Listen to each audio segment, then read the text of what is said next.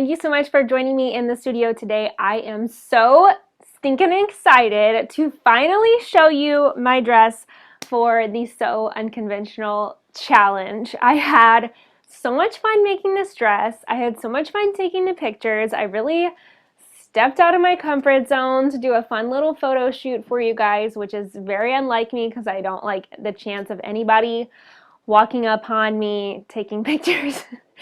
But I thought it would be fun to take pictures of my junk mail dress at the post office because duh. So luckily I didn't get too many weird stares because I went during like the post office's lunch hour, so no one was there. But enough about my photo shoot. Let's talk about this dress. So as you can see, the dress is made entirely out of junk mail. I used the Chelsea party dress bodice for the top, and my materials here are security envelopes, and I spaced them. I tore them open and put the inside on the outside because they have these cool little textures and patterns in them. For the skirt, I used those grocery store, what do you call these? Coupon things that we get all the time. But I didn't want them to just be like the normal color, so I dyed them blue using a water-based ink. My goal for this challenge was to only use materials that I already had on hand and for it to be completely recyclable when I'm done. So that was the sort of inspiration of the challenge. If you would like, you can check out my previous 2 videos of my process in making this dress, where I talk about the process of my bodice and doing all the pleats for the skirt.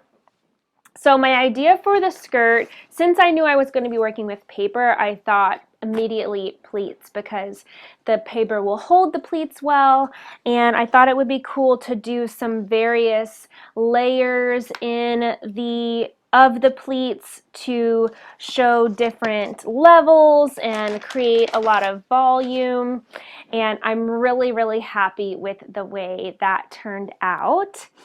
On the back of the straps, I used pieces from my paper shredder, and my paper shredder is not one of those like long strips paper shredder, like it shreds the paper. So in order to get this to stay on, I had to use some water-based Elmer's school glue, and I would just paint it on the area that I wanted it, smack a bunch of scraps on there, let it dry, paint on more, smack a bunch of scraps on there, and when I was done, I just squirted glue over the top of everything, and it actually worked really surprisingly well because I got it's like firm. It doesn't feel like anything is going to go anywhere, which is very nice. I have more of that layering in the back, and of course I had to make myself some accessories, and then I got a little carried away. So my first idea obviously was earrings. I'm wearing the earrings that I made. They are super cute. I just cut out of a red envelope that I had from a Christmas card. I just cut these little triangle shapes that folded around each other, and y'all, I kind of love these earrings. I think I'm just gonna keep wearing them like normally. They're paper, so I don't know how long they will last, but look how fun they are. They're so much fun. I originally wanted to do earrings, like little puffball earrings out of the shredder, but I wasn't sure how to get it to stick, because like I can get it to stick to something, but I don't know, I didn't think I would be able to just make a ball that stuck to itself, I guess. So I nixed that idea, and I had this bright red Christmas card envelope in my recycle bin, and I thought that it would be the perfect pop of color for this project. So after I made the earrings, I was like, how fun would it be to make a hat? So this is the hat that I made. It is meant to be like a little boater style hat. I modeled it off, let me scoot this over, I just want to make sure y'all can see that. I modeled it off of this hat that I have, but it turns out that cardboard does not give as much as straw does, so it's kind of small on my head, which that hat is kind of big on my head, coincidentally enough, so I don't know where my measurements went awry. But this is made out of cardboard. It is 3 pieces. It's the bill, and then this, or the brim, I should say, the top, and then this piece that goes around. And I did that by cutting a seam allowance that could be clipped and folded into where this piece around goes. I, of course, had to make a band out of the same security envelope material to tie that in, and then I gave myself a big flourish on the outside with the pleated newsprint and, of course, a flower made out of the shredded paper. I love how this turned out. I wish it fit me better because it's so much fun. And I just covered it all in the newsprint, as you can see. So how fabulous is that? I mean, like, ladies who lunch, am I right?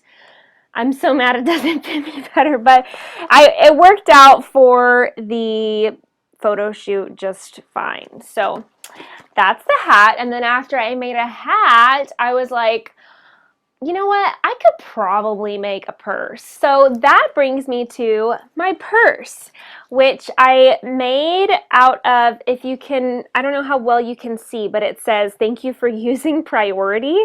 So I turned a USPS priority box inside out, and I kind of liked all the words all over it. I, of course, had to do more of the shredding on the flap, and I made the chain out of magazine pieces that are just braided together.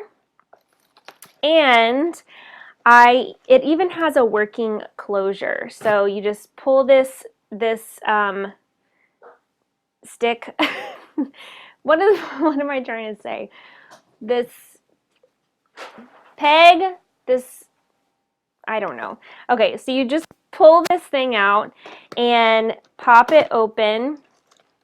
And as you can see, there's this little guy that has a opening right here, and then the flap has a little opening there. So that just goes over the part that sticks up, which I've done this so many times now that it doesn't want to, like, this part is getting a little flimsy. And then you just stick the thing in there and it stays closed.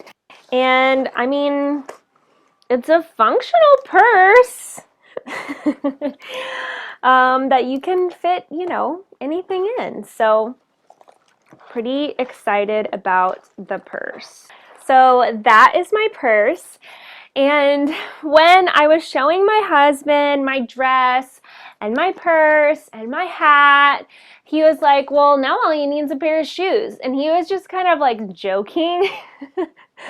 But you know me, I just, like, the gears started turning in my brain, and I was like, yeah, I do need shoes. How can I have this whole outfit and not have shoes? So I made shoes. And these are a lot. I have to give credit to the class I took at Art of Shoes Austin back in the fall, because I would have been lost at an idea of how to make the shoes, but I pretty much followed the same formula we did to make my sandals that I made in her class. And for this, so these are just cardboard. There is a undersole and an upper sole, and I left some of the print on the cardboard. I thought that was, like, I don't know, I just think that's so fun. And for the bottom strap, I did that same braided chain from the magazine. And then for the top strap, I used just a cardboard with more of that shredded paper glued onto it. So full recycled, recyclable outfit. I'm so pleased with myself. I had so much fun with this challenge. Super, super shout out to Tabitha Sewer and Lynn Wardrobe Sews and Sewing Bloggers for hosting this. I thought it was so much fun. I've been having so much fun following the hashtag and seeing what everyone else is making. There is some truly amazing stuff going on, so be sure to go check it out. If you liked this, please give me a thumbs up and let me know in the comments below what you think, because I worked really hard on it and I'm so anxious to hear all of your feedback. So without further ado, let's dance in the post office in our paper dress. Why not?